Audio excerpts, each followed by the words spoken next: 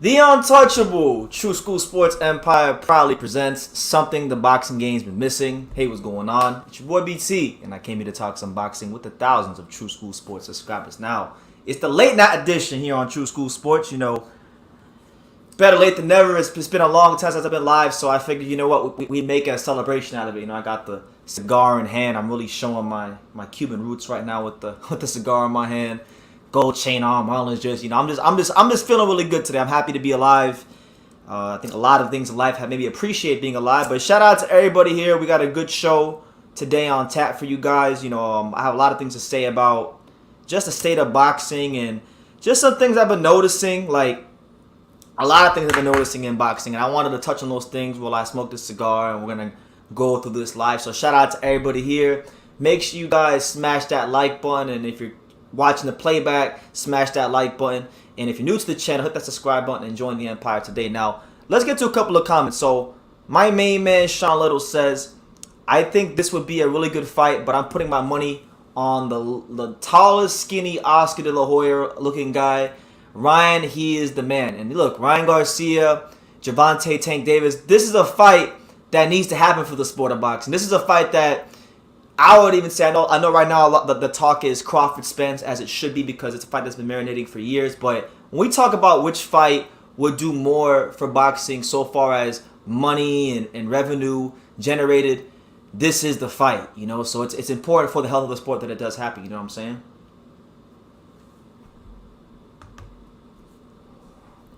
Shout out to my man Enrique Luna. He says, the new version of Burt Sugar. Yes, champ. Yes. The freaking South Florida 2022 Burt Sugar reincarnated. I still have quite a lot of boxing to learn to get to a Burt Sugar, to even get close to a Burt Sugar level, but RIP Burt Sugar. This one's for guys like him that made this sport what it is today.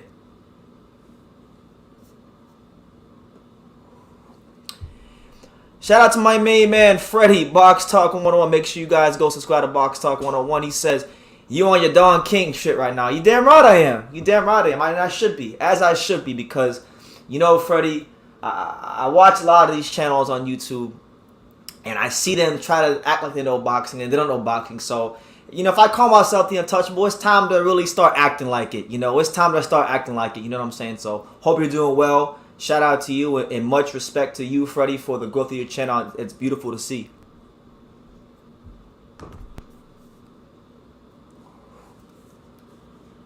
Rico Ransom says, good to see you, my guy. What's good, champ? Good to see you as well. And good to see everybody. You know, shout out to my guy, YouTube. He says, you never boxed in your life, but you can talk bad about boxers. How would you know if I never boxed in my life? I've put in plenty of rounds in the gym. And I'm sure... You know, I'm not gonna go there. I'm not gonna go there. You're not going to get me upset, or, you know, I'm not gonna disrespect people I don't know. You know, if I'd rather say things to someone's face than say it on the internet. So, you know, God bless you. If you see me at a fight, feel free to say what you've said here. God bless. But yeah, look, Ryan Garcia, Gervonta Davis. This is a fight that needs to happen for boxing, and you know, there's a lot there's a lot that's been like brought to my attention, because, you know, I've been watching a lot of Cali X Boxing 2.0 and D Style. Shout out to those guys. You know, they're really, in my opinion, for me right now, some of the best channels to watch. You know, they're really thought provoking, and they get me thinking about boxing. So they kind of inspire this life. So big shout out to them. Make sure you guys go subscribe to Cali X Boxing 2.0, and on top of that, D Style Boxing. You know what I'm saying? But yeah, like they've been talking a lot about how inactivity is plaguing the sport. They've been talking a lot about how the standards for fighters are lower than they've ever been. And you know what? I would agree. I would absolutely agree. All right, YouTube. Look, I'm not gonna go back and forth with you, champ. I'm just gonna respectfully boot you out of here, champ. I'm not gonna go back and forth with you. You're not gonna get me going today. Nobody is gonna get me in a disrespectful mood today, because life is beautiful. God has blessed me with a sharp mind, good health, and just the ability to process the sport of boxing. So I really want to just keep things as positive as possible, and just give my honest thoughts on the sport of boxing and just where it's at right now. You know what I'm saying? Cali X Boxing, there you go, right on time. Shout out to him. Yes, good to see you, champ. He says, you're my favorite channel right now. Ring IQ has also been killing it. And yes, he has. And also Perfect Punch Boxing. Yes, all great channels. Subscribe to Julius, who really is the flag bearer for women's boxing in the YTBC. You know, I've learned things about women's boxing I would have never otherwise learned without Perfect Punch Boxing. Ring IQ, I should say. And then Perfect Punch Boxing, upcoming young kid in the UK doing his thing. Great to see. But I wanted to talk about just where we're at in boxing. And I'm going to use analogies that have from other sports to make my point. So you guys are going to have to bear with me. This probably will be a longer, drawn-out live. But, you know, we're here having fun. We're here having fun. And yes, we are smoking that tank. We smoking that Tank Ryan pack. Yes, right. The fight ain't gonna happen. It's not. So I don't know why this. I don't even know why I'm smoking the cigar. It's probably because I've had this cigar for a couple months now, and I just wanted to, you know, not have it on my desk anymore. You know what I'm saying? So it is what it is. That weed got you creating greater content. Well, I've never smoked weed before. This is a cigar, my friend. I don't smoke weed. God gave me a sharp mind. I never needed weed to create better content, you know. But a cigar every now and then wouldn't hurt anybody. You know what I'm saying? So listen, let's start the live out by saying this. I'm gonna make a declarative statement, and then we'll just kind of go through what I want to say. So I have respect for all the fighters. Contrary to the dude YouTube who I had to block because he was trying to get me to be disrespectful, I respect all the fighters because I have friends that are in the fight game, and I have a good idea of what they go through because I'm exposed to a lot of things that maybe boxing fans and most content creators aren't exposed to. You know what I'm saying? So I have a lot of respect for these guys. And I don't want to sound like I'm being disrespectful to Ryan Garcia and Tank. I'm not coming from a place of anger. I'm not coming from a place of hatred. I'm coming from a place of love and just wanting to see these fighters be the best versions of themselves and wanting to see boxing be the best version of itself moving forward. It's not disrespect. It's not hatred. It's none of those things. So before I get into what I want to say, let me preface everything I'm going to say by first saying that if you don't take nothing else from what I'm saying, BT does not hate these fighters. BT doesn't want these fighters to do bad. BT only wants what's best for the sport of boxing. And, it's like, look, I'm saved. I'm not afraid to say it. I'm a Christian. I love, and it's funny I'm saying that while I'm smoking a cigar, but I'm a Christian. I love the Lord. And, and the good book says that, the Lord only chastises those that he loves. So, like, for example, if you have a friend, if you're a friend of any value, you're going to tell your friends, all right? You're going to tell your friends where they're messing up. You're going to tell them how they can improve. And you're going to tell them how, they can be the best versions of themselves. And it's no different when you're with a woman. If you're with a woman you love, you tell her where she's messing up so that she can do better. And it's no different with anything you love in life. And for me, one of the things I love most in life is the sport of boxing. So I want to see it thrive to its utmost potential, okay? So let's get that out of the way before we get into anything else, Shout out to everybody here. Low Blow Champ says, Tank and Ryan are the mean girls of boxing. I'm not going to say negative things about them, only being positive. I'm only being positive. All right? I don't got time for positivity today. All right, so we're going to go to screen share, right? Because the reality is, well, actually, no, we'll go off screen share for a second. The reality is there's low standards not just for not just boxing, but I would say sports in general. I think sports in general these days, guys are getting rewarded for doing less. Guys are getting paid more for doing less. And I'm not against people getting their money, but I'm also not against boxing fans and people getting screwed over in the process and sports fans being screwed over in the process, So I think there needs to be a happy medium. There can't be, it can't be too one-sided. There has to be a nice happy medium, There has to be a happy medium. You know what I'm saying? So with that being said, I'm going to use a couple sports to make my points clear, right? I'm going to use a couple of different sports to make points clear about boxing. So I don't know how many people here watch baseball, but if you don't watch baseball, well, I'm going to talk to you about some baseball for a second before I get into the boxing. So recently, the MLB All-Star Game just happened. I think it was yesterday. And, my favorite team, as you can see by the jersey, is the Miami Marlins, the home team. The two-time World Series champions. Shout out to Jack McKeon. He used to smoke cigars in the dugout and stuff. He was an OG. So I want to kind of be like him for a second. But the best pitcher in baseball is a guy named Sandy Alcantara. This guy is the best pitcher in baseball right now. He's 9-4. He's got the lowest ERA in baseball. Earned run average. How many runs you give up? For the whole season. He only gives up 1.76. This is the lowest ERA in baseball. This is the best anybody's doing right now in baseball. And he's on his way to a historically great season. Now, normally, when you're the best pitcher in baseball at the All-Star break, you are afforded the honor of starting the All-Star game. It's a status thing. You are recognized as the best pitcher in baseball, and you get that status of starting the All-Star game for your respective league. Okay, now, this was an interesting year because the All-Star game was in Los Angeles. And by the way, guys, stay with me because this is all leading to a greater point. But the All-Star game was in Los Angeles.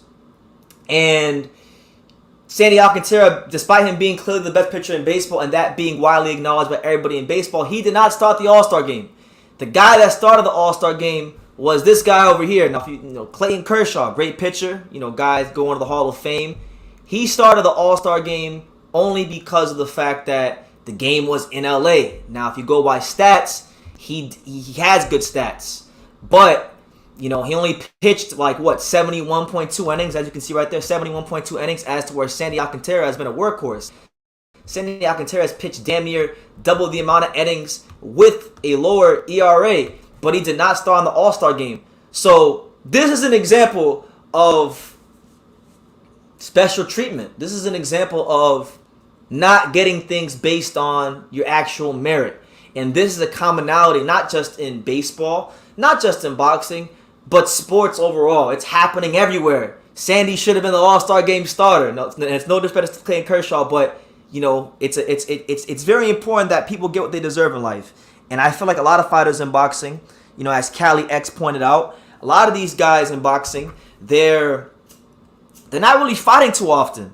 They're not really in our presence enough for us to even, think about them enough. I mean, that's why, I got to be honest. I got to be 100% honest. You guys know I'm not a big Canelo Alvarez fan, but as time has went on and I've really just been silent and thought to myself, I've removed all hatred for Canelo Alvarez or any sort of dislike, because while he has done some things I don't agree with in his career, one thing Canelo Alvarez has done is stay active, and I'll probably make a video talking about that more later on. But, you have these guys, right? The pitchers, Sandy Alcantara should in the All-Star starter in the All-Star game. We go to basketball. You got Jalen Brunson, a guy who's never made an All-Star team, ever, okay? Ever, in his whole career. But he's getting paid $104 million from the New York Knicks. Now, the New York Knicks have never been the best at spending money. This is no different, okay? But got guys that are not really putting in the most work, getting rewarded handsomely for it. Now, $104 million isn't a lot by NBA standards, but it is a lot when you're paying for a guy who's not an all-star. So this all comes back to the point I want to pivot into, getting into the boxing, okay? Now, Ryan Garcia, Gervonta Davis, David Benavidez, Devin Haney, Shakur Stevenson, Bam Rodriguez. These are all young, talented fighters that have gotten a lot of hype for one reason or the other. But now I have a new thing, a new concept that I'm gonna start implementing here on True School Sports. And I heard this from when Cali X Boxing and D Style were talking about it. So I'm not gonna take credit for this concept. They talked about it on a live, and I heard them loud and clear, and I want to make this into a concept. We're going to go by a thing now called the Jermaine Taylor Standard, all right? The Jermaine Taylor Standard. We're going to go by a thing called the Jermaine Taylor Standard because a lot of these fighters, quite frankly, are not anything close to what Jermaine Taylor was at their age. Now, what do you mean, BT? What are you talking about? Well, Jermaine Taylor, although his career didn't have the most longevity and he fizzled out pretty quickly, Jermaine Taylor did more in a shorter period of time than these guys have done in 7-8 years as pros. So I kind of wanted to talk about that and then get into Ryan Garcia versus Tank. But we look at Jermaine Taylor, right? He was born in 1978, so he was 33-4-1, 20 KOs. Guy was a phenomenal fighter. Now, the pinnacle of Jermaine Taylor's career clearly came when he beat Bernard Hopkins on that fateful night of July 16, 2005 to become the undisputed middleweight champion of the world. And when he did that, he was 24 years old. Now, this is 2005. This is July 2005.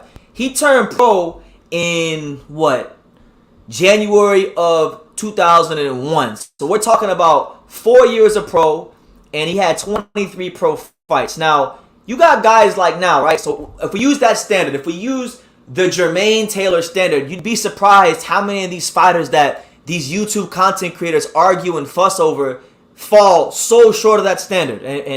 And with that being said, I'm going to use this. Any fighter under 25 or 25 or lower who's getting any sort of hype, even if you're 27, if you're like a Tank and they're still calling you young, we're going to use the Jermaine Taylor standard and we're going to see.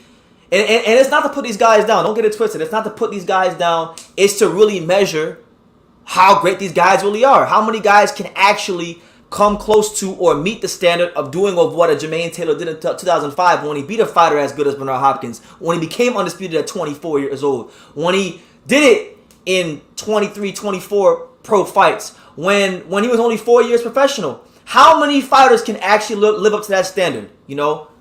Let's do a quick check under the hood, okay? So remember what I told you. Jermaine Taylor was 4 years of pro. He was 23 fights into his career when he fought Bernard Hopkins.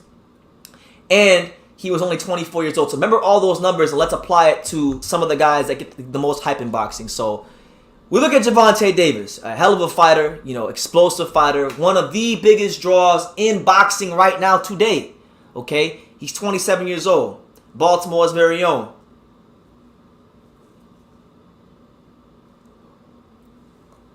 He's Baltimore's very own. And Gervonta Davis has been in what I call the Witness Protection Program for a long time. I used to have a video series on this channel called the Gervonta Davis Witness Protection Program. Okay, and truth be told, he's still in it. He's still, as much as I like Tank, and I love Tank. I've seen him fight. I've flown to Texas to watch him fight. I was in the crowd when he fought Leo Santa Cruz that fateful night in San Antonio at the Alamo Dome when he knocked him out. I like Tank. I cheer for him at a couple of his fights. You know, I do have a liking for him. But the reality is, if we use the Jermaine Taylor standard and we apply it to Gervonta Davis, first and foremost, he's older than Jermaine Taylor by 3 years, okay? And I understand everybody's path to greatness is different. So just because you fall short of the Jermaine Taylor standard doesn't mean your career won't wind up being better than Jermaine Taylor. It should be better than Jermaine Taylor because Jermaine Taylor fizzled out quite fast. But we're only using this for guys that they call young. And some people still call Tank young, but he's not. He's got more fights than Jermaine Taylor had 4 years into his pro career. He has not fought anywhere close. I mean, you guys tell me who on his resume, all right? And it's not like he can't get the fights. This isn't like a situation where he's a guy that's high risk, low reward, and can't get fights. He can get the fights. They just don't want to. Mayweather Promotions, Floyd Mayweather doesn't want to give him the fights. So you tell me what on his resume. Was it Fonseca? Was it Liam Walsh? Was it Pedraza? I mean, Pedraza, the Pedraza one has aged very well, and people like to gas that one up, but that was 5 years ago, guys. Gervonta Davis is not up to par when it comes to, just like where he should be in his career. And a lot of that I think is down to Mayweather Promotions having him in a witness protection program. Now, a lot of people are of the mindset that he might fight Ryan Garcia next. I think it should happen next. Like any rational person in the world, that fight should happen next. There should be no roadblocks because, truth be told, there really is no such thing as roadblocks in boxing. Like Cali X said, we've been conditioned, and I'm going to raise my hand and even say myself, we've been conditioned, I've been conditioned, you've been conditioned, we've all been conditioned to talk like promoters, to talk like managers, to say that, this guy deserves this split, this guy deserves that split. We're talking as if we're in the negotiating room, and the reality is neither you're seeing any of that money, neither am I seeing any of that money. Our responsibility as boxing fans, as boxing content creators, is only about the betterment of the sport. Yes, we want the fighters to get paid because it's not cool to see guys like I know fighters. Like I'm talking as a guy.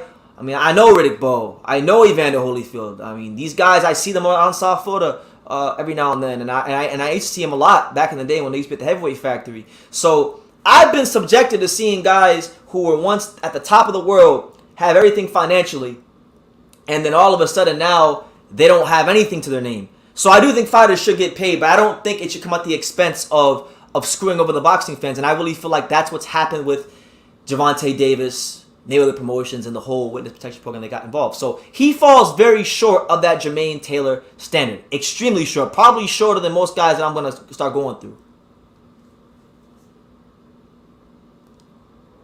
You know what I'm saying? So it's no knock on him, but he is not meeting the standards. Now, if you got a comment, I'm going to get your comments in a second after I get through Ryan Garcia, because you guys need to understand this. A lot of these guys that these content creators cap for, like Devontae Davis, Ryan Garcia, Dave Benavidez, even some guys that I like if I'm being objective, even some guys that I like, even the Jaron Ennis's and the Shakur Stevens of the world, these guys are not at that level yet, and they're older than guys like Jermaine Taylor. And mind you, I'm saying this to make a point. It's not to put these guys down. It's more so the fact that we need to raise the standards in boxing.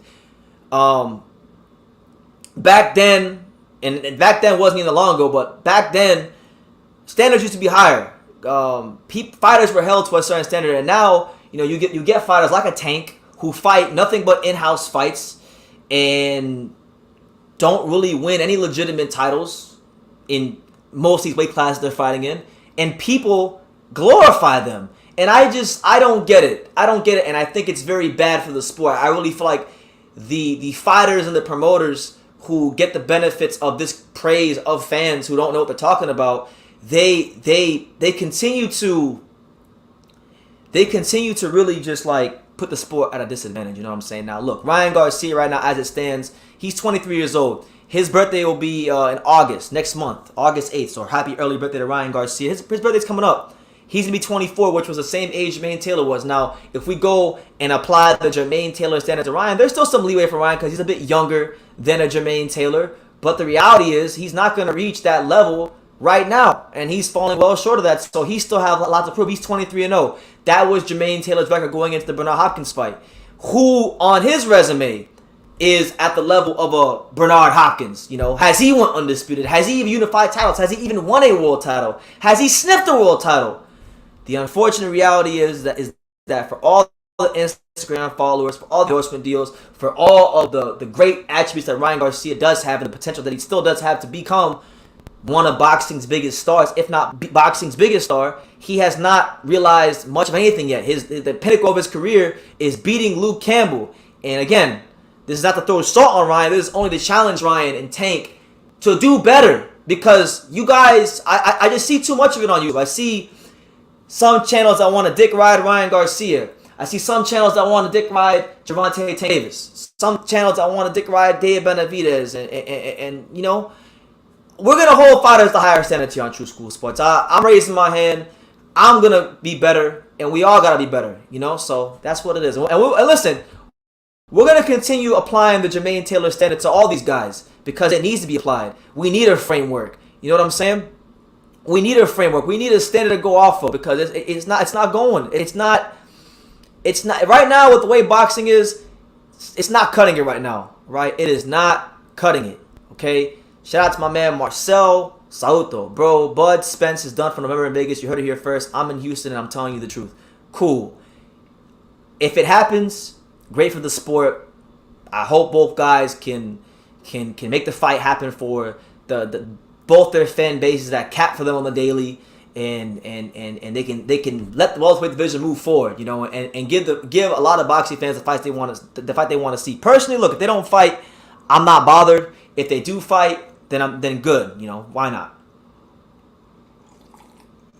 You know, I know a lot of people are going crazy because Showtime put out a video where basically they interviewed Bud at the Hall of Fame weekend. So good. If it happens, good. If it doesn't, I'm not bothered either way. But I would hope for the sake of boxing and for the sake of many boxing fans, this fight gets done. Because if it doesn't get done, a lot of people are going to be disgruntled. And I do think this would be a situation where people actually wind up leaving the sport. You know what I'm saying? So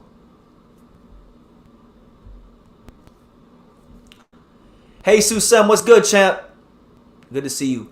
Cali X says Jermaine Taylor became undisputed champion 4 years into his career. Only fighter to become undisputed champion by beating undisputed champion, I believe. Amazing accomplishment. He was the underdog too. He was the underdog. And not even just that. Even if you took away, like, let's just say you want to take away Jermaine Taylor's professional accomplishments. Let's say you don't really care that he went undisputed.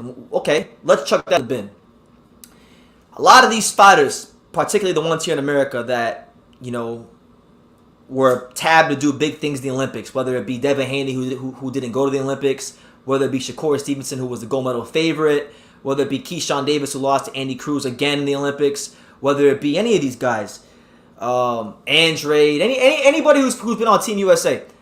Taylor did better than most of them as an amateur as well as a pro. He was a bronze medalist in the Olympics, so keep that in mind as well, right? Keep that in mind. And he was the underdog in both fights. Yes, sir. Yes, sir.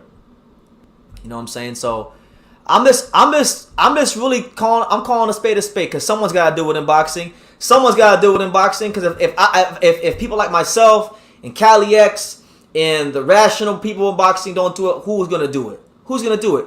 Shout out to my man Chance Dotson. You guys know the drill. When the super chats come out, so does Don King. So Don King, go ahead and talk. Hey everybody, let's have some fun. You don't live but once, and when you're dead, you're done. So let the good times roll.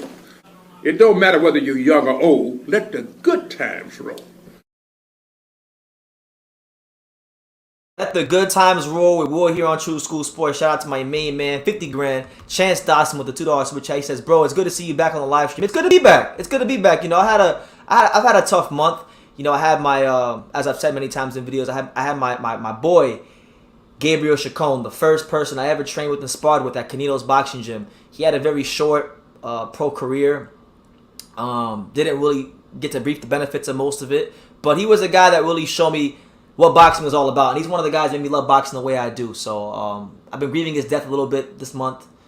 I'm getting back into the swing of things. But it's good to be back, man. You know, at some point in time, you know, trains and buses don't stop for anybody, so the show must go on. So, yeah, it's good to be back, man. I'm glad that you're happy I'm back.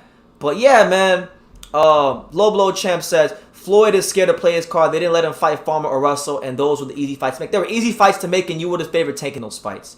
You would have favored him in those fights. He would have been unified champion. It would have elevated his status at that time.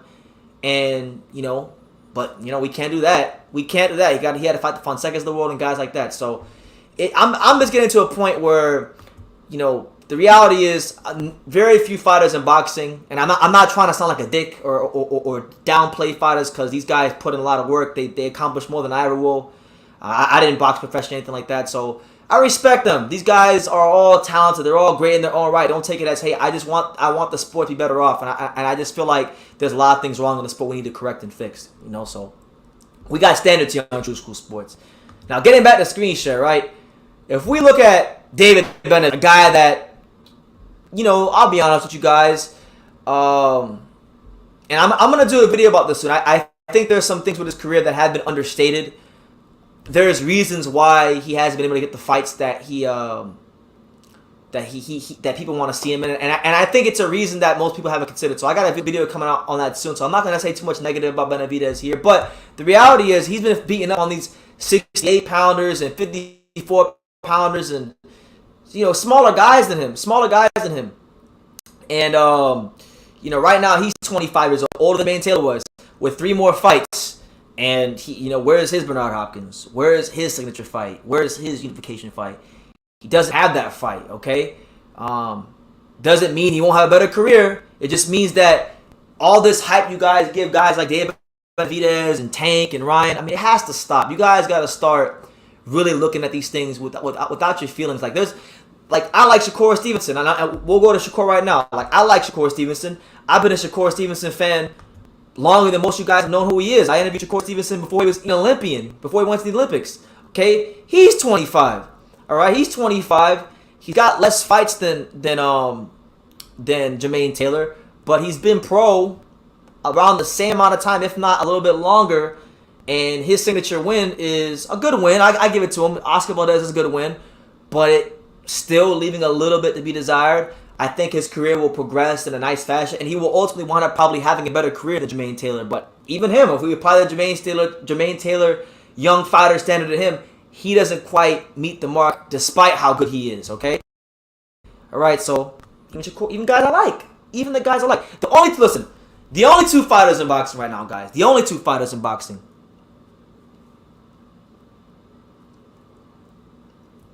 The only two fighters in boxing right now that are on their way to making the grade or have already made the grade as younger fighters, and I'll even say 3 fighters really, are we'll start with Bam Rodriguez. Bam Rodriguez is 22 years old. All right, he was born in 2000, so he's the youngest guy of this crowd I'm going to talk about. He has 8 less fights than Jermaine had. He's 3 years younger, and he's been a pro around the same amount of time, but still younger. So there's a little bit more leeway for a guy like that.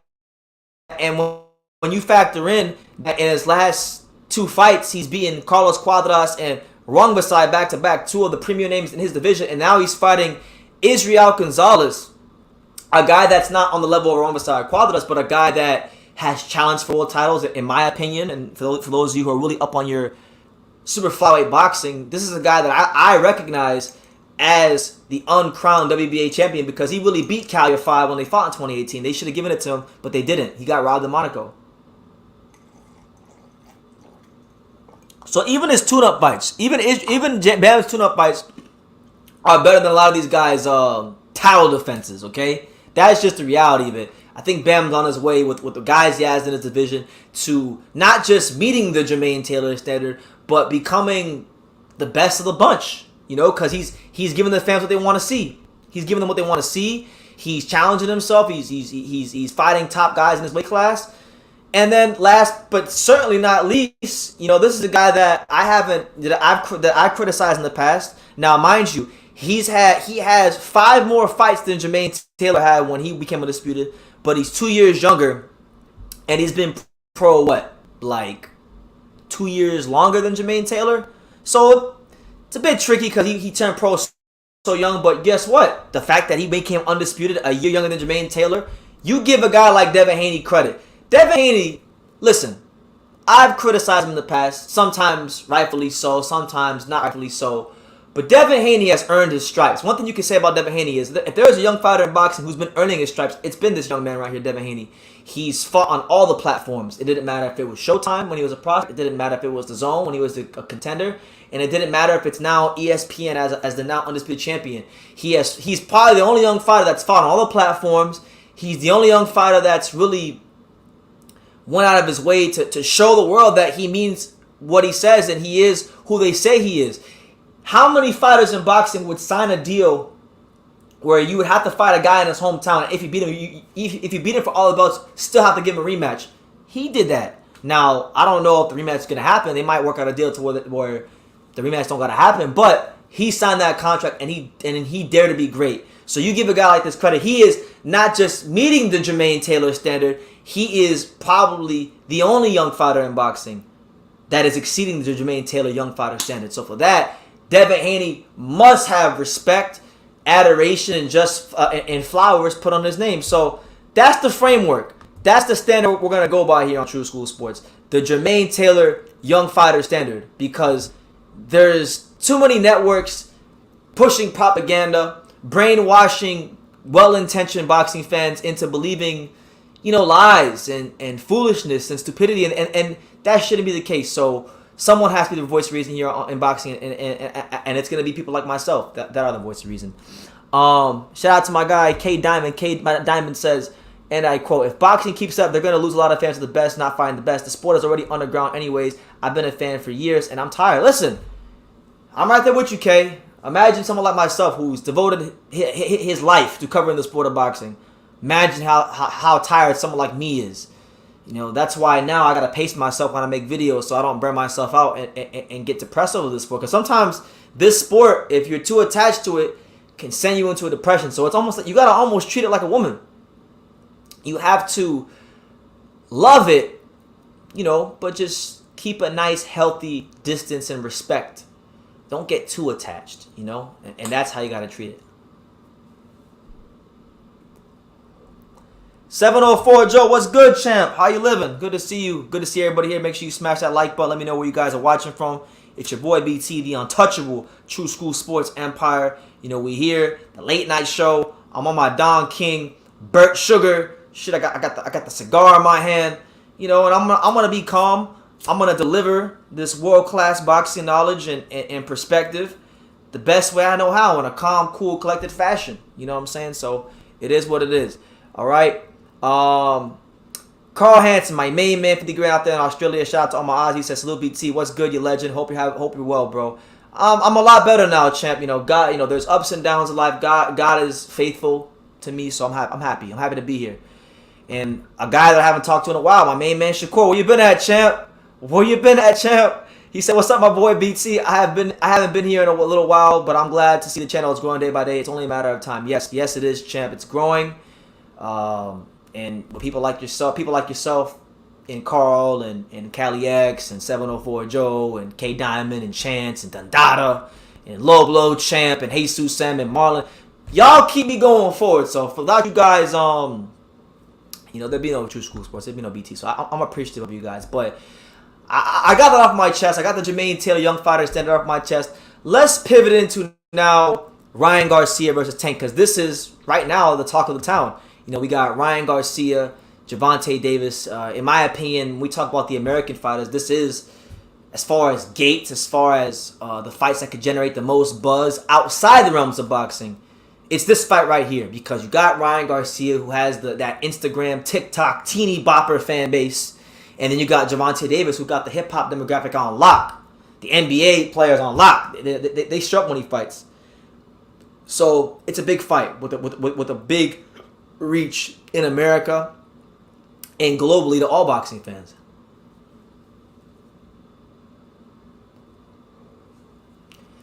So one of the main points that's been discussed is attendance numbers.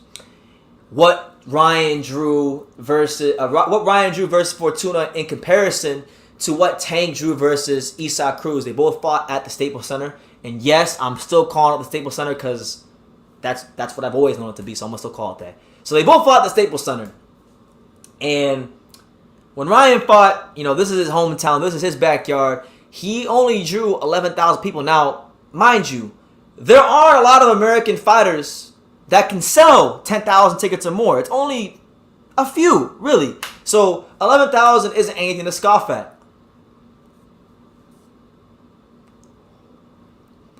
But unfortunately for Ryan, when Tank fought Isak Cruz, as I'm going to show you guys in the next tweet, the number that was reported was that he drew 15,580 fans in comparison to Ryan's 11,288 fans. Now, this has sparked the narrative that Gervonta Davis, because he drew this in Ryan's own hometown, mind you, that this makes him the clear-cut A-side for the fight. Now, I'm not here to argue who's A-side and who's B-side, but what I'm more here to do is provide an objective look and an objective view of the fight, because truthfully, I don't have a dog in the race. I just want to see the fight happen for the betterment of the sport. Ryan, we'll start with Tank. Tank, I should say, yeah, he did draw more than Ryan, but he fought a Mexican fighter that they build up as the Mexican Mike Tyson. So we'd be foolish to believe that Isak Cruz didn't pull in some numbers, that he didn't bring a couple thousand people to that fight. So let's just say, right, he drew about 3,000 people by himself, right? So you take 3,000 off that 15,000, that brings you down to 12,580. After that, as I said in my video, if you guys didn't see the video, I'll repeat what I said what I said in my video about this. PBC, since the beginning, I'm talking about since the beginning, since like 2017, 2016, 2015, they are known for giving out what they call comp tickets or free tickets.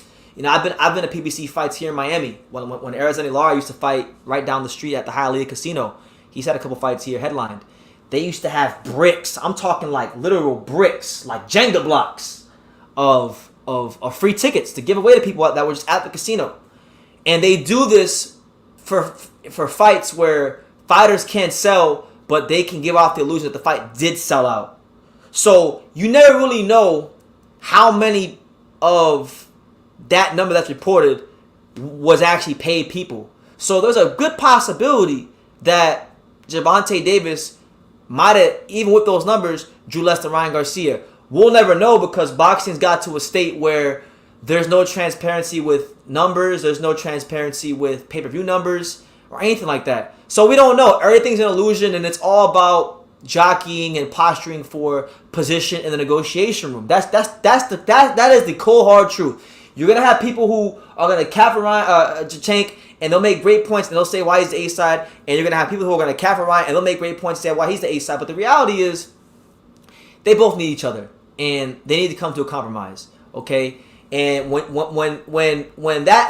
these numbers happen, and then you get Leonard Ellerbe saying things like "love it or hate it, all roads at 135 to make the biggest fight possible come through the boss of the division," and he go up by the name of Tank Davis. But if the biggest boss in the division is Gervonta Davis, how could that be if by Floyd Mayweather's own admission, they're only going to work with in-house fighters? I mean, don't take my word for it. Let's go back and let's review it. Let's review Floyd Mayweather. Let's not have short memories. Floyd Mayweather, keep everything in-house. He just said this last year after the Barrios fight. Like, a lot of people have short memories, but this is the truth. So this was just last year. This is last June, just over a year ago, after the Barrios fight. He said, I quote, "We work smarter, not harder. Mayweather Promotions, PBC, we are all one family." So it doesn't matter if you're signed with Samson Boxing, directly with Al Heyman, Mayweather Promotions. If you're with any of those types of entities, you're under the Al Heyman umbrella. And he went on by saying, "We keep everything in-house. We're not going to go away and make another company great. Make another company more money. Make another company more profit. Another company meaning Top Rank, meaning Golden Boy, meaning Matchroom." Ryan is signed a Golden Boy. So they're not gonna go out of the way to make the fights happen. And this is why, and it's quotes like this. When you guys hear me talk about Tank, it's quotes like this, which is why I say things like, well, you guys shouldn't expect Tank to fight Devin or Ryan or Tio or any of them type of guys next.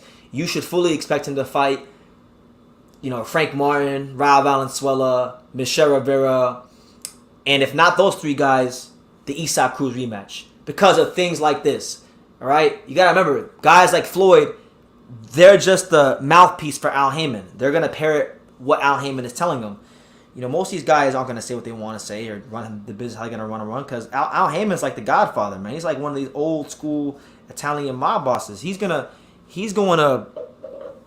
tell these guys what's what, and they're going to follow his orders. And if they don't, well, odds are, if you've ever read the Al Haymon contract, odds are is you're gonna be in a breach of contract, and that will put you in some deep financial shit, for lack of a better term. So you have to listen to what Al Haymon says if you've signed an Al Haymon advisory contract, unless you had a team that was smart enough to put clauses and give you wiggle room within your own contract. So I don't say these things to hate. I say these things from a place of having a long memory in boxing, and we need this fight. Boxing needs this fight. Here we go. Okay. All right. Boxing Hall, what's good, champ? He says, big love, brother from Seattle, Washington. Much love to you. God bless you, champ. All as well. He also went on by saying, praise God, you're an absolute legend for sure. Thank you, champ. I'm just a regular guy working hard, doing his best day by day. You can't compare them, bro. Dante did a video, and Ryan tickets were being sold at $26. Okay, I'll go with that, but he still sold 11,000. Whether he sold $26 tickets now, he still sold 11,000 tickets. And, well, we don't even know what Ryan sold, so we just need more transparency with these numbers. How much of the Tank tickets were comp tickets? How much the Ryan tickets were comp tickets? That will give us a better indication. I'm not really here to argue who's A side or who's B side. What I'm here to do is say that this fight needs to happen. And what I'm also here to say is that we need to have bigger standards for these fighters in America, in boxing. We need higher standards, because how can the sport get better if we, the boxing fans, the boxing content creators, don't have higher standards for these guys? We can't cap. I'm not capping for either one of these guys. Yeah, the tickets were cheap. Golden Boy tickets in general are cheap. I've gone to Gilberto Ramirez fights and things for cheap. So I know Golden Boy tickets are cheap. But he's saying it's no comparison. They need each other. I'm not here to compare. I'm just here to say that they're both around the same level as far as drawing power. And they both need each other. Tank can continue to fight Raul Valenzuela. He can continue to fight Frank Martin in fights that they'll sell well and he'll make good money, but he'll never really truly be looked at as a great fighter. He won't. 704 Joe wants to know, true, is the Tank Garcia fight as big as a car fight? Please answer. It's bigger. It's way bigger than that fight. Let's just remove Ryan Garcia from the equation for a second, okay? Let's just focus on Gervonta Tank Davis. Gervonta Tank Davis by himself is a bigger draw than Spence and Crawford. He is. He absolutely is. He has more crossover appeal than those guys. He's had the backing of Floyd Mayweather since he was a young prospect. Okay, since he was a young prospect, he had the backing of Floyd Mayweather. People who don't even know his name will say, they may not know Tank by name, but they know him by face. They may say, okay, well, he's not. They might not know Devontae Davis, but they'll say, okay, oh, the guy that's with Floyd, the guy that gets all the knockouts and hangs out with Floyd. They know him by that. So yes, it's bigger. When you factor in the diversity of the fan bases and the star power of both guys, and the fact that they're younger, and the fact that they both had been promoted better early in their careers combined than Crawford and Spence have. You got to remember something about Crawford, right? And I like Terrence Crawford. Terrence Crawford is one of my favorite fighters in boxing. Some people even think I like him as much as Romo Gonzalez, which I don't, but he's up there. I love Crawford. Crawford was a guy that Top Rank had on the shelf early in his career because he got shot in the head and he was getting into trouble. And he had to grow into becoming the guy he's become. He wasn't that guy immediately, as to where, Ryan already had notoriety early in his career. Tank already had notoriety early in his career. So you're talking about two guys that have been promoted at a higher level earlier in their careers, and social media wise, they generate more numbers, and all those types of things. So, yeah, I would definitely say it's bigger. I think it is the biggest fight between two American fighters that can happen as far as gates and things like that. Now he says 40,000 at Jerry's house. Listen, Errol Spence's a draw. I'm not here to refute that, but if you're comparing collectively Crawford and Spence to Ryan and Tank is a bigger fight. It really is. Okay? It really is. Now, hopefully it gets done. Truthfully, look, I want that fight to get done for the betterment of boxing, and I want this fight to get done for the betterment of boxing because, fuck what I think. A lot of people are highly invested in these fights, and they want to see these fights happen, and we need to get them done.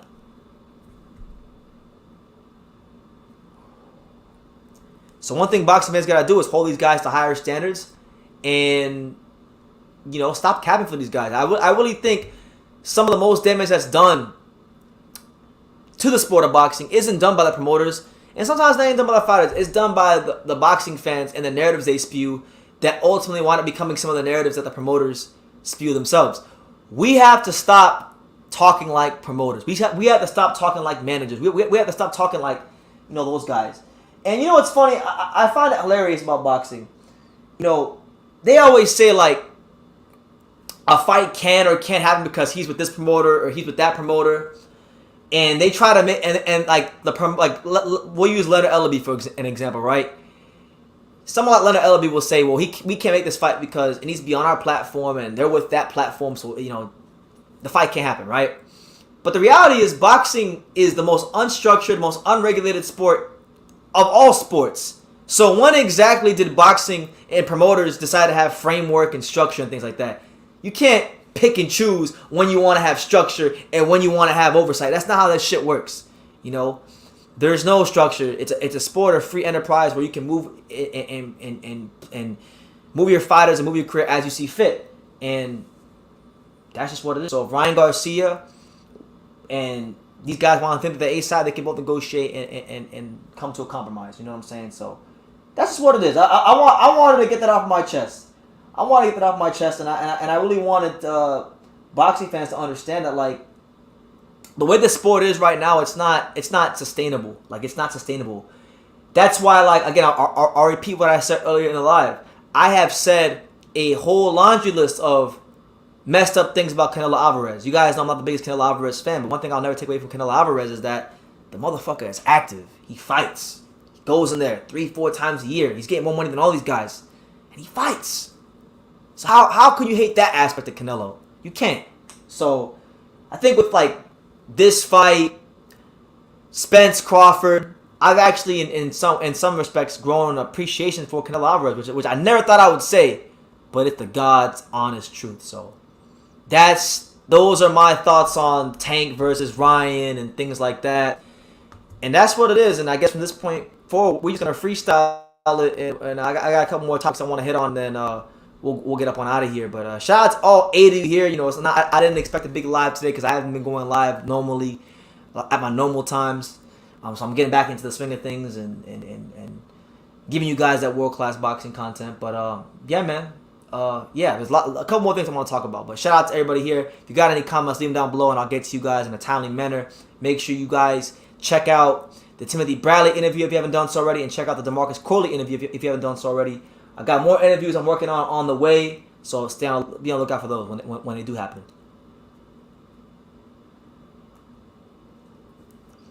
But there's other things going on in boxing. There's more to life than Tank versus Ryan. There's more to life than Crawford versus Spence. There are other things going on in boxing, and we're going to discuss some of those things right here and right now. So going back to screen share, shout out to everybody here. Where is it at? So probably the most interesting news of the day to me, I thought, because you guys know I've been following this whole thing extremely close for a long time now, between Demetrius Andrade and Johnny Beck, Alam Cully. There's been the whole WBO situation, the Zach Parker fight, Boo Boo getting denied the Zach Parker fight initially, then being granted the Zach Parker fight, then pulling up the Zach Parker fight, then a bunch of nothingness going on with his career for a couple months, and now it's been reported that the WBO World Championship Committee has, in fact, ordered negotiations to begin for a mandatory fight between Demetrius Andrade, who is still the WBO middleweight champion, to take on their interim champion, Johnny Beck. Okay, now, they've both been given 30 days to reach an agreement.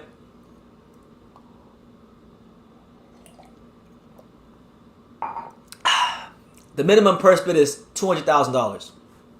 Okay?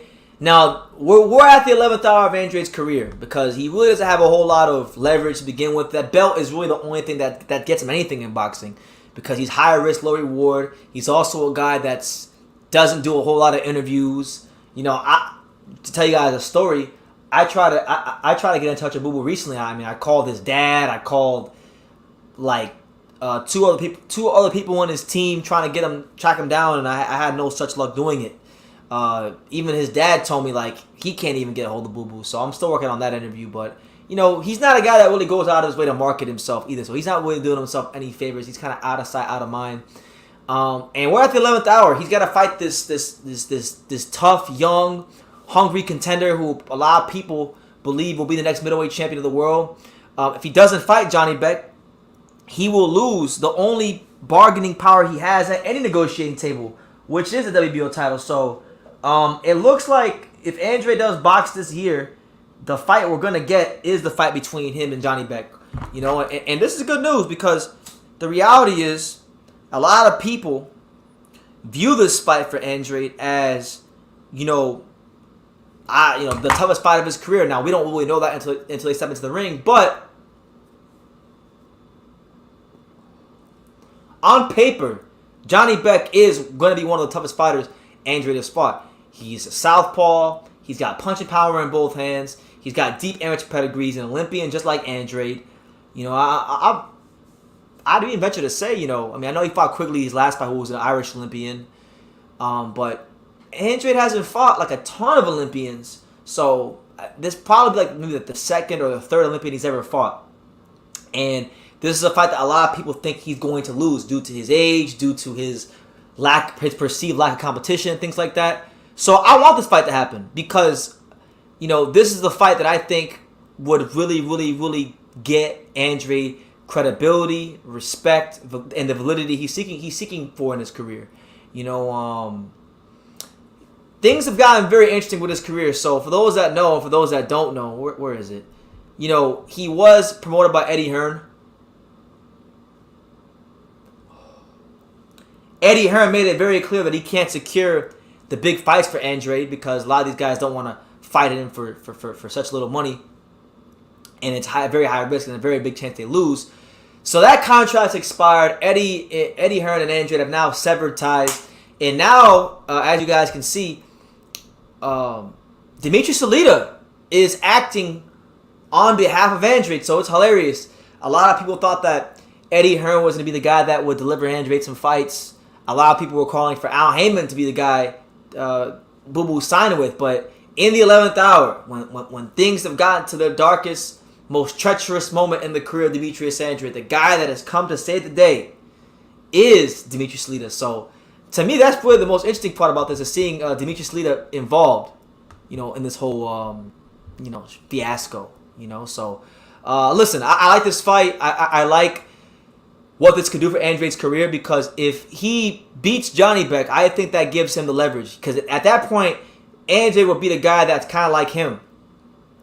Andrade will have beaten a guy who, much like himself, is a higher risk, low reward opponent. A guy that people aren't exactly jumping up to fight. They're not, banging down the door to fight Johnny Beck Alamkoli. And I just hope, look, if Johnny Beck beats Andrade, full credit to him. Johnny Beck's the middleweight champion. He will have in my opinion, beaten the best middleweight in the division in Andrade. Or one of the best middleweights at least. And he can use this win to jumpstart a brilliant career. But if Andrade beats Johnny Beck, then I really don't want to hear anybody discredit his wins because this is a commonality with his career. When he fought Liam Williams, everyone said, "Oh well, Liam Williams stopped the Liontes Fox, and Andre didn't. So, this is gonna be the hardest fight of his career." And then when he beat Liam Williams, they gave him no credit.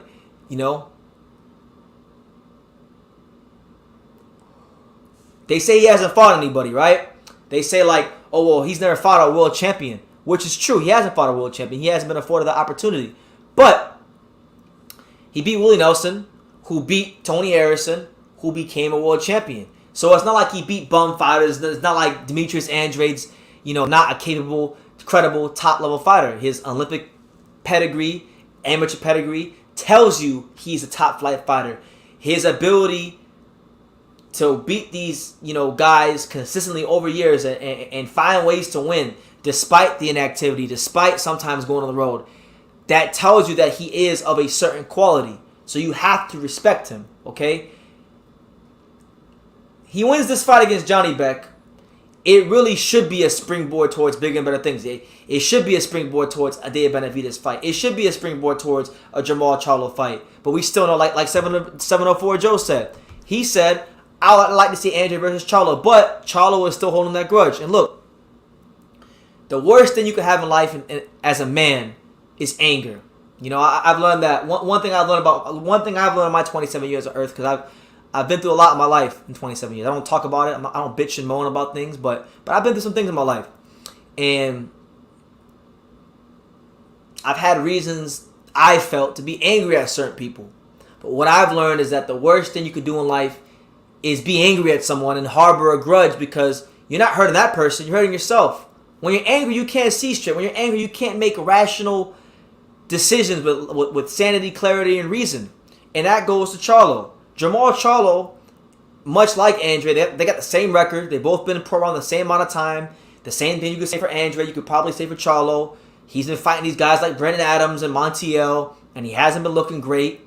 And he's falling short in a lot of ways.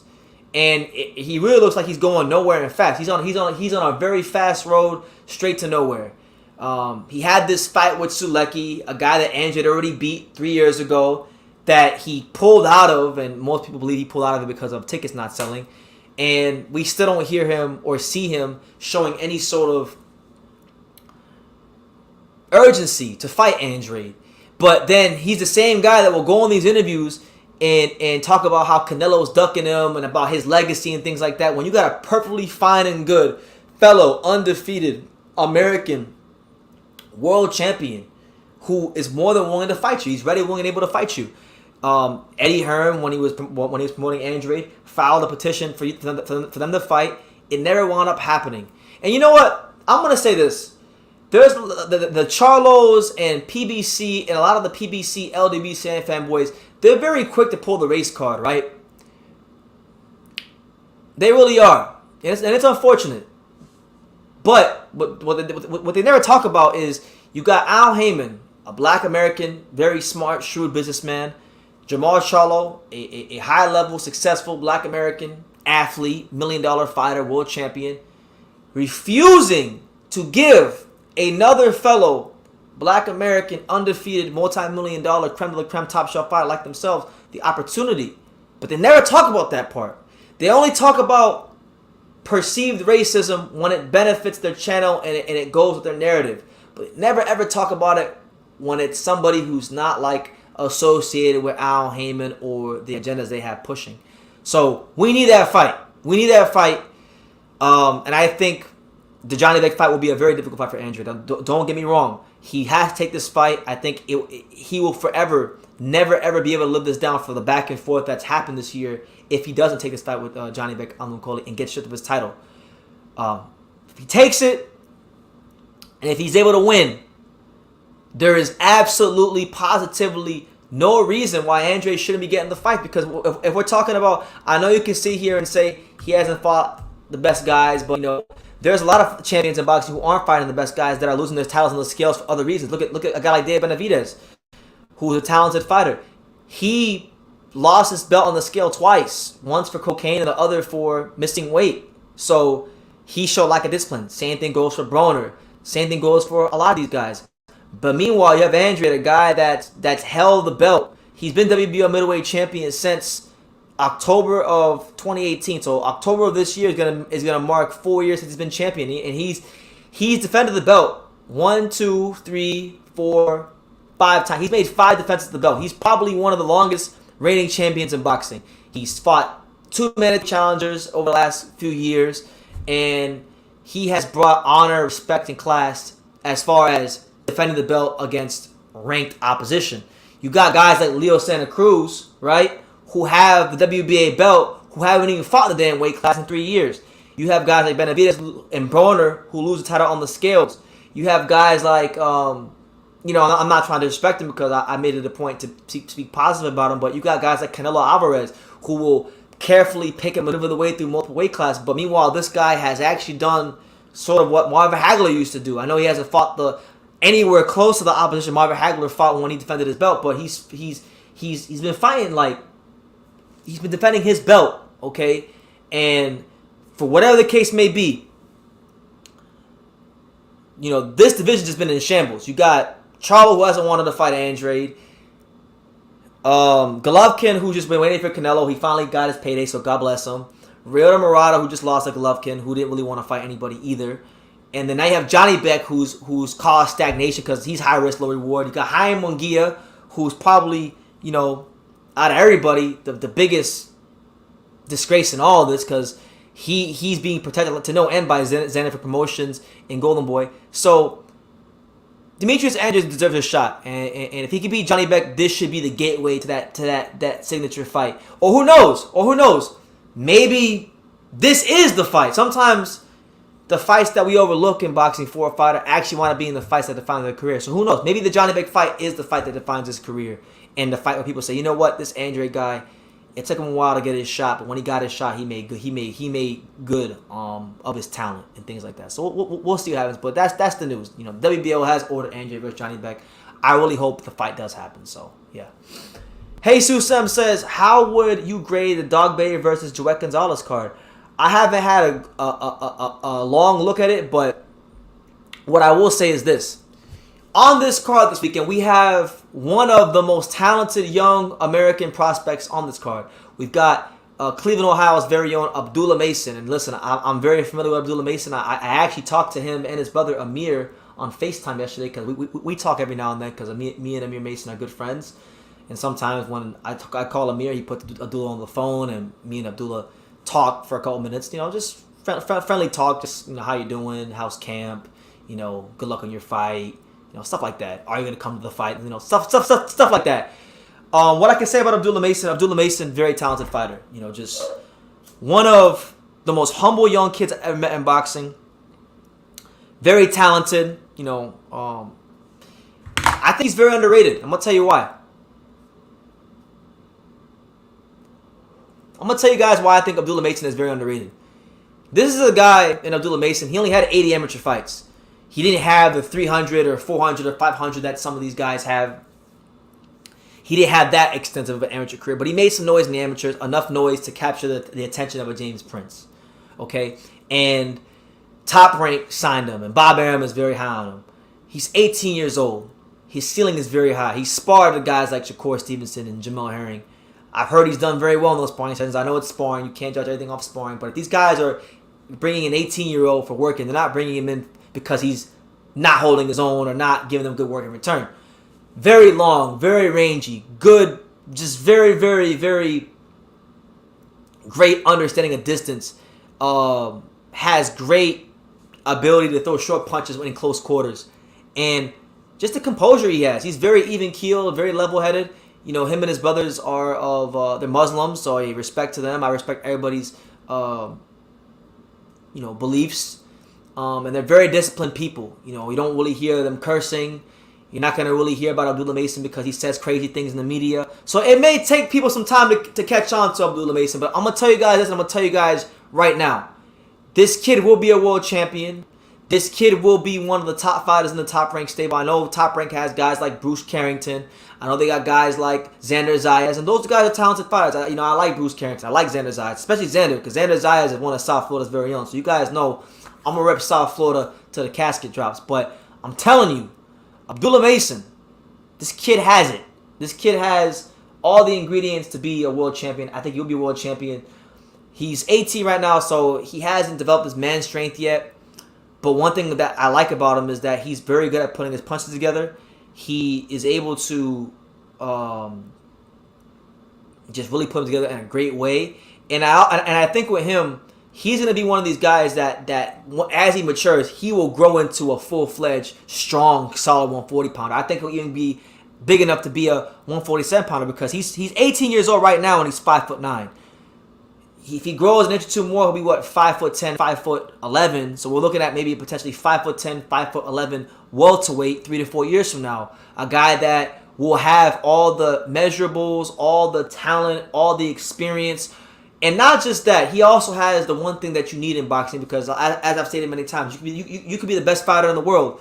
But if you don't have the right people behind you, if you don't have the backing of influential and powerful people behind you, it's hard to really maneuver in this sport. I know so many fighters that get screwed over before they even get a chance to really develop because they just don't have the right people behind them, good people behind them that know what they're doing with their careers.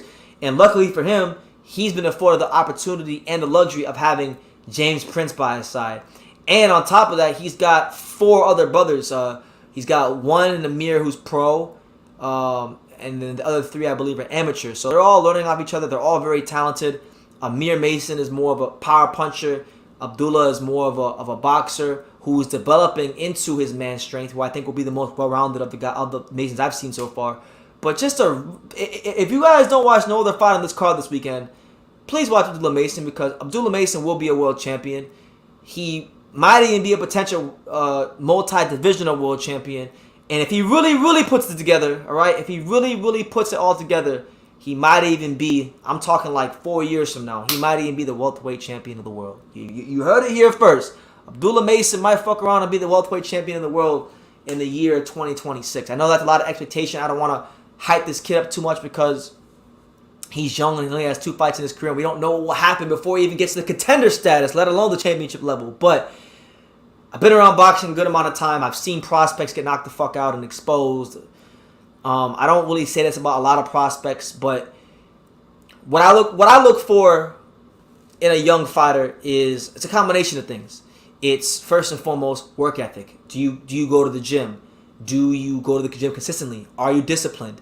Do you have the willpower and the discipline to abstain from binge eating? To not messing with all these girls that are going to be throwing that ass at you. Do you have these things? Do you have discipline? Do you have the conditioning? Do you love boxing? Did you put in enough work in the amateurs to give you a good foundation going in? Are you a cocky fighter, or are you a fighter who has his feet on the ground and is teachable? He strikes me as someone who is teachable. Are you getting the proper sparring? You look at all these things and you evaluate someone's character. And I've been afforded the honor of knowing Abdullah Mason on a very minor level. I think he will be a world champion, and I think he has 2 to 3 division championship type potential. And that's a lot. That's a huge standard to live up to. But I say these things about him because I think highly of him, and I'm hoping that in 2 years when he's 20 years old or 21 years old, I can apply the Jermaine Taylor standard for young fighters to him, and I can say, you know what, Abdullah Mason is meeting the Jermaine Taylor young standard for fighters, and he's even shattering it. I want to say about him what I say about Devin Haney, so hopefully Abdullah Mason don't let me down. But yeah, he's fine this week. But you know what? That was a very long-winded answer. I spent a good amount of time researching Abdullah Mason today, so I wanted to talk about him a little bit. But let's look at the card. We do got Isaac Dogboe versus Joet Gonzalez this weekend. Should be a good fight. Joet Gonzalez is always in good fights. Dogboe is always in good fights. These guys are going to come to fight. They're both looking to get their careers on track in the 122-pound division. So we'll see what happens. But let me see where we at. How do you look at the card? Yo, BoxRec is tripping with these damn this new update they got. I'm not even sure who else in the card, but we got Abdullah Mason. That's all we need. That's all we need. We don't need nothing else. Okay. So Jesus, you asked me what do I grade the card? I graded the card just a B, just because Abdullah Mason's on it. Just off of Abdullah Mason being in the card, this card is a B. So I hope I answered your question. So there's that. And then I guess that's really it. That's really I pretty much said what I wanted to say, guys. You know, my cigar, the flame of my cigar went out. I've been rambling for an hour and 15 minutes. So it's crazy how fast time flies when you're really having fun doing what you're doing. But we'll stay on for like 7 minutes. We'll go to midnight. So if you guys got any questions, thoughts, comments, concerns, drop them down below, man. You know, it's good to be live again. I know a lot of you guys always ask when I'm going live. I'm every day for me is different. So, you know, I don't go live at the same time every day. I try to go live at night, but, you know, it's difficult sometimes. But we're here. So if you got any questions, drop them down below. My man Brandon Bell says, Ryan Garcia fans need to let the Luke Campbell win go. Luke accomplished nothing in the pros. Tank's resume ain't good either for him to be 27. And if you were here early in the live, Brandon, we kind of touched on that. We used, Jermaine Taylor, him being undisputed at 23 years old with 23 pro fights and 4 years experience. It really just shits on a lot what a lot of these guys do and don't do. You know, a lot of these guys are leaving a lot to be desired. So I'm in full agreement with you when you talk about, you know, Ryan fans needing to let the Luke Campbell win go. And the same goes for Tank fans. Y'all need to let the Jose Pedraza win go. That was half a decade ago. That was literally a whole presidential term and some change ago. The world is different. Boxing is different. When Tank beat Pedraza, Tank didn't even have that many tattoos. You know, he didn't even have that many tattoos. So you know that was a long time ago. If he didn't have that many tattoos. You know what I'm saying? But I'm on my Burt Sugar shit tonight with the cigar. You know, it's a celebration of life. It's a celebration of you guys. You know, very grateful for you guys that watch the channel. But yeah, there's a lot going on in boxing. I mean, there's other things I want to talk about, but I want to do videos about those, so I won't really talk about them too much here. But I guess on that note, I'll start the process of wrapping things up unless I get any other comments. So on that note, guys, look, this Saturday we got Dog Bay versus Joet Gonzalez. So I will be live for that. We will have a live fight reaction extravaganza for that this weekend. The following weekend, we're going to have 2 live fight reactions for Isaac Chamberlain versus Chris Billum-Smith, which is the fight I'm most excited for this month. And then at night, next Saturday, we're going to have a live for Danny Garcia versus Jose Benavidez Jr. So 2 live fight reactions next Saturday, 1 this weekend. We'll be live again tomorrow. Looking to bring you guys some more interviews before the month is out, and really just get back on track and get back to, you know, making this channel one of the hallmarks in the sport of boxing for real world-class, creme de la creme, top shelf boxing talk. So unless there's any other comments, you know, on that note, guys, you guys take care. You guys be blessed. Keep supporting the channel, because when you support me, you're supporting the real. You're supporting the you know, a channel in boxing that really loves the sport and has dedicated his life to it. And yeah, on that note, you guys take care. God bless. And like I say in every single one of these videos, you guys can love me or you can hate me, but I'm just a kid from Daniel. So until next time, take care, guys.